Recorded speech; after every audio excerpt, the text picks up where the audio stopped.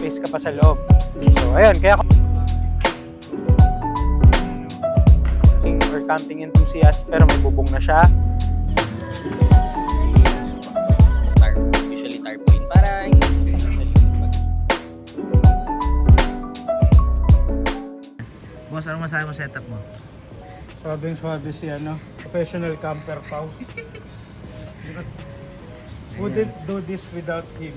Yung mga guys, Wouldn't be able to do this without him. okay ba? 502C Camping setup. camping setup guys. Naked na pang camping. Ayun. Tan yan. Banat na banat yan. Banat yan. Lahat ng talin pwedeng gamitin, ginamit namin. Ayan may pump kami. Tour natin. Before everything else, gusto lang naming mag-thank you sa suporta nyo sa episode 1. By the way, again, this is Arangkada Media. You are joined today by one of your hosts, Gian Largo. Mamaya makikita nyo si Miguel. Miguel Yamamoto, yung other co-host natin. May nasikaso lang din. So ngayon kami muna ni Pau. Today, we will be going on a moto camping trip dyan sa Tanay, sa Sierra Grove, Tanay Rizal. So let me first introduce you to the motorcycle we'll be using and kung ano yung mga ginawa namin ni Pau sa motor na gagamitin. So simulan natin sa first motorcycle. So ito, first motorcycle, my personal bike, the Benelli 502C na kinonvert ko into a naked bike. Tapos, ginawa na rin namin into camping setup. So camping setup, ito yung tent natin. Nandito yung mga camping gears. So yung kitchenware, sleeping bag, sleeping mat, lahat, yung tarpaulin, napapatungan ng tent, everything na nabili namin na available nandito. And then dito yung clothes natin. So by the way, short trip lang to, overnight. Dapat kanina pa kaming umaga umalis kaso hindi binayaan ng panahon ng umaga. So dinelay namin, pinatuyo muna namin yung kalsada since dadaan kami ng Marilake. So for safety purposes and to make sure din na safe yung setup natin, ito yung ginamit natin. So pinupunasan ko na lang tapos na kami mag-setup dito sa bike na to. And then of course, punta naman tayo sa motor ni Kuya Pau. So ako naman yung magiging behind the camera. Papa-introduce natin kay Kuya Pau yung motor niya. Napakaganda. Napakagandang setup. Okay. Hi guys, Kuya Pao nga pala. So ngayon, pupunta kayo nga, gaya ni sabi ni Boss G, pupunta kami ngayon ng Tanay. So sa Sierra Grove nga pala, shoutout kay Sierra Grove. So very quick accommodating sila. So mabilis sila mag-respond sa mga inquiries namin. So ito nga pala, pakita ko sa inyo. Ang motor ko pala is Husky SYM 150. So ito nga pala, so basic setup lang ako, joke lang, medyo marami lang talaga to. So ito, andito na yung tent natin. So ito yung mga ibang gamit ko, mga damit. Ito na ito yung dito, canopy yan. Then the rest, yung iba nasa loob eh. Pakita ko sa inyo guys. Pero marami lang akong baon. So meron akong top box. So yan. So dito yung ibang setup, yan. So dito yung mga bitains, pangluto, tubig, mini chair, tapos andito na yung mga ibang gamit pa pang camping, no? Then lights. Tapos yun. So yun nga, gaya na sabi ni Boss G, no, inabutan kami ng ulan ng umaga, dapat maaga kami. Pero since nandito na kami, mag-start kami bumiyahe around 11 na rin. So yun guys, tara samahan nyo kami mamaya, pupunta kami ng Sierra Grove and pakita namin sa inyo ano yung location.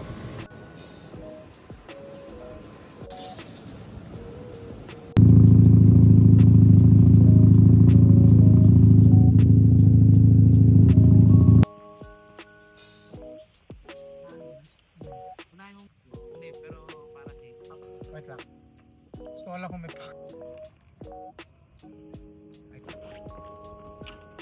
chat ko pala siya sa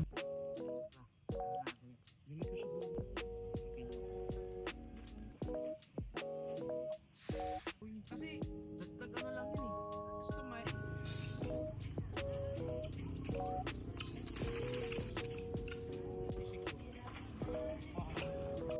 Good afternoon everyone. Nandito na kami sa Sierra Grove. Sierra Grove, Tanay. So dito lang, pag-akyat ng Marilake. Lagpas lang ng a few famous cafes here in Tanay. So eto, nandito kami sa Sierra Grove again. sa campsite B. So ito yung campsite natin. We're still waiting for some other friends and family na dumating. Pero yung mga yon nakakotse na. So kwento ko lang yung experience. Bakit hinapon na kami?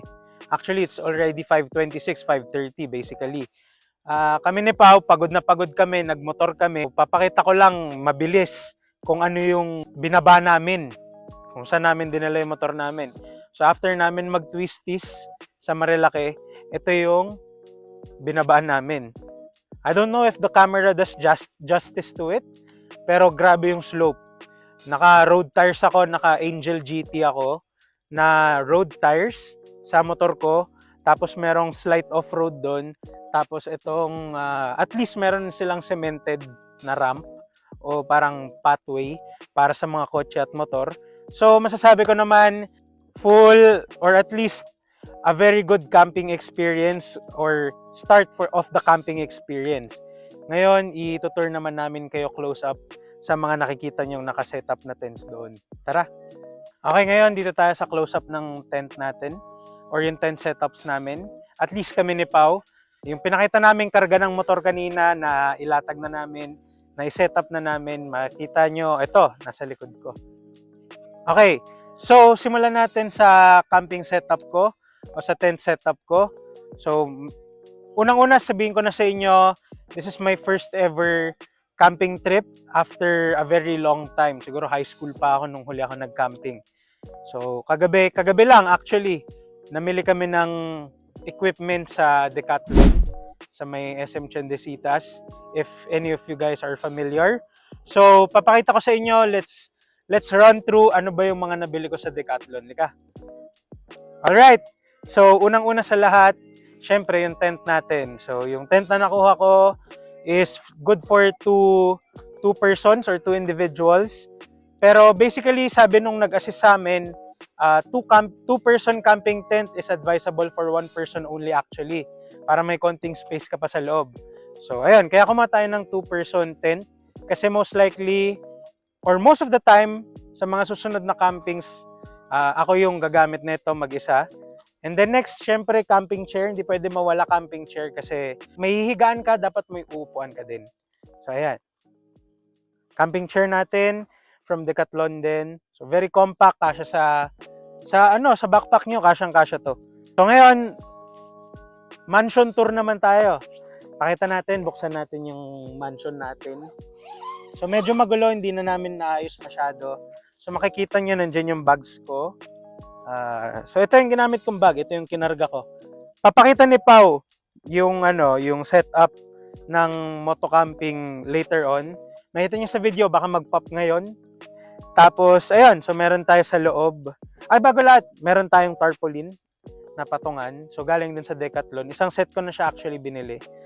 Tapos sa loob, meron tayong makikita nyo, ito yung air mattress natin. Inaantay ko lang yung panghangin, wala pa yung panghangin. Tapos, sleeping bag. Tapos, meron tayong inflatable pillow. Tapos, yung Jisoo Life natin. Tapos, on top, nagsabit lang ako ng portable light, rechargeable light. Galing din Decathlon. Alright, dahil camping nga tayo, papakilala ko lang sa inyo yung motor ko. Medyo napakita ko naman kanina pero bibigyan ko kayo ng quick rundown sa ano ba yung motor ko. So, ayan. Ito yung motor ko. I named my motorcycle Dos. Very long story, but long story short, second bike ko na siya. Technically second, but first bike ko talaga. Basta, explain namin pag nagkausap na ulit or nakapagkwentuhan na ulit tayo with Yama. So, ayun. Ito yung bike na ginamit natin. Again, na-mention ko, naka-Angel GT tires. So, road tires accessible dito kahit naka-road tires kayo. Siguro wag lang yung slicks. Wag lang kayo gumamit ng slicks. O kaya ng very sports-oriented tires kasi baka medyo madulas na masyado. Pero pag road tires, mga Angel GT tulad ng tires ko, yun, kayang-kaya dito. So, ayun. Ito, setup natin. So, I already did a setup, a lot of modifications on this bike. So, meron tayong, nilipat ko na yung foot pegs nito. 502C, kaya may C, it's really a cruiser. Pero ginawa ko na siyang naked bike. And then may kita mo sa likod nung rear sets ko, naka Orion pipe na din tayo. So ano pa ba? Pinalitan natin yung handlebar to make it feel more like a naked. So that your stance when you're riding the bike is more of a naked bike. And then I also replaced the mirrors. Ito Shopee Racing lang to. And then ayun, one of yung isa sa mga pinaka important na modifications ko dito is yung quad lock na may wireless charger. So, ngayon, especially ngayon na nagka-camping tayo, we need battery or energy, battery life. So, one of the disadvantages of riding a motorcycle compared to a car is some of the motorcycles that we use wala pang charger. Kung bumili kayo ng tulad nito na modifications, by the way, this is not sponsored by Codlock. I'm just giving you something na baka pwede nyo pag-isipang upgrade na very part of ease of life na lang sa pagmumotor. So, ilalapag mo lang yung phone mo dyan, para lang siyang wireless power bank. Pag turn on mo ng motorcycle mo, automatic mag-charge na yung cellphone mo. Wala ka ng anxiety na may experience na baka malobat ka whatsoever. So, ayun, especially ngayon, very handy ngayong camping. Dumating ako dito with still enough battery life para magamit ko yung phone ko. By the way, may signal dito so bonus points din. Although, ngayon, syempre, camping tayo, hindi natin gagamitin masyado yung phone natin. The point of camping is to relax and disconnect with the digital world, be more with nature, mag-relax. Ayun, basically. So, ayun. Yun yung motor natin, yun yung mga slight highlights ko para sa motor na gamit ko. Tapos, may kita nyo dito sa kabila ko, tent naman ni Pao na napakaganda. So, si Pao, may experience na siya mag-motocamping even before. So makikita nyo mas paldo yung setup niya kaysa sa atin, di ba? Meron na siyang, do you call this? Parang canopy. Makikita nyo, paldong-paldo na yung setup ni Pao. May experience na kasi siya mag-motocamping again. So meron na siyang canopy or I don't know the technical term for camping or camping enthusiast, pero may bubong na siya. Tapos yung tent niya medyo mas malaki. Inside, may matting na din siya na maganda. Tapos, ito yung favorite part ko na wala pa ako talaga. Yung, kumbaga, table setup. So, meron na siyang portable stove. Tapos, may baon na lang siyang butane. And then, yung cups niya, portable na din. And then, yung kitchenware niya. And then, of course, meron siyang mga lanterns na pwedeng isabit. Yung top box niya, very handy ng top box. By the way, ito yung motor niya. Dito niya kinabit yung top box niya. So, it's the SOM Husky. So, this is a 150cc pero very powerful. All throughout the ride, sabay lang kami ni Pao. It could be a skill issue with mine, pero hindi.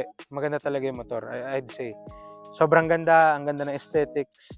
And then, sobrang dami niyang nakarga. Sobrang dami. Mas marami pa siyang karga kaysa sa akin. Kita mo naman yung setup ko sa setup niya. Ako naka 500cc, siya naka 150cc. Kayang-kaya, walang problema. As in. So, ayun. That's our camping setup for today. Yung moto-camping setup natin. Yung mga iba kasi nating dadating na kasama, nakakotse na sila. So, mas relaxed ride sila. So, we just wanted to highlight you guys what is possible with motorcycling. Hindi lang siya for road, for commuting. It can also be used for your hobby. Last time, me and Yama, nag-long ride kami. Iba rin yung setup na gamit ko doon. Ngayon, motocamping naman. We're trying out different things just to prove to ourselves, to our viewers din, sa sarili namin talaga na marami kang pwedeng gawin with just 2 wheels. Diba? So, ayan. Thank you for staying until the very end of the tent tour. I'll see you later.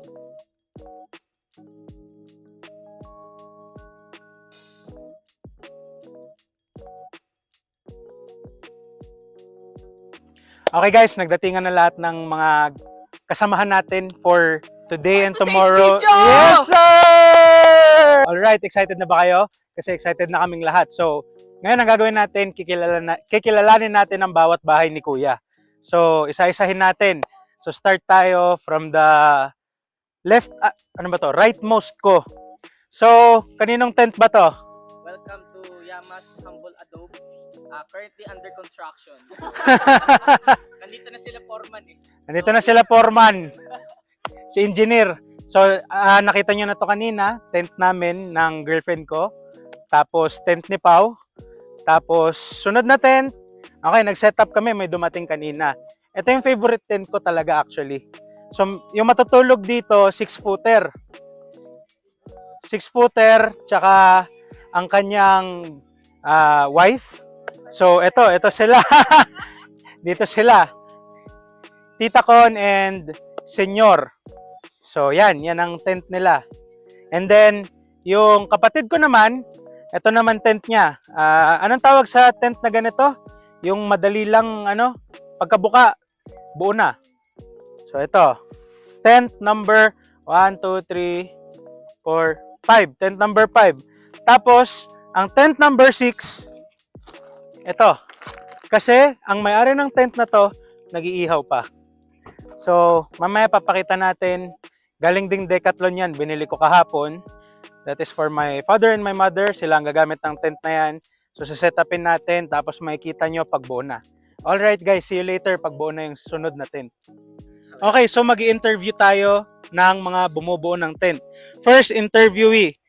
Teka, boss, kamusta naman ang pagbuo ng tent?